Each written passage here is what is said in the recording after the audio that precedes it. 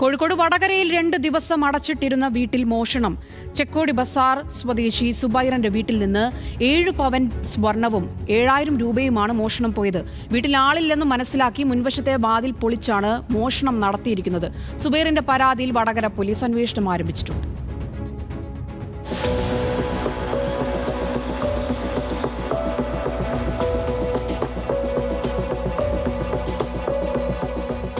വീട്ടിൽ ആളില്ലെന്ന് മനസ്സിലാക്കിയാണ് ചെക്കോടി ബസാർ സ്വദേശി സുബൈറിന്റെ വീട്ടിൽ കള്ളൻ മോഷണം നടത്തിയത്. കഴിഞ്ഞ 2 ദിവസമായി വീട്ടുകാർ സ്ഥലത്തില്ലായിരുന്നു. ബുധനാഴ്ച വൈകുന്നേരം സുബൈറിന്റെ ഭാര്യ വീട്ടിലെത്തിയപ്പോഴാണ് മോഷണം നടന്നതായി മനസ്സിലായത്. മുൻവശത്തെ വാതിൽ തകർത്താണ് കള്ളനകത്ത് കയറിയത്. വാതിൽ തുറന്നു കിടക്കുന്നത് കണ്ട ഇവർ സമീപവാസികളെ വിവരമറിയിച്ച ശേഷം വീടിനുള്ളിൽ പരിശോധന നടത്തുകയായിരുന്നു.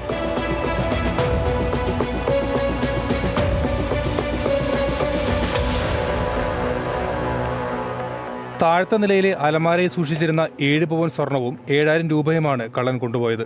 എല്ലാ മുറികളിലെയും അലമാരകളും മേശകളും തുറന്നിട്ടിരിക്കുകയായിരുന്നു. സാധനങ്ങളെല്ലാം വാരി വലിച്ചിട്ട നിലയിലായിരുന്നു.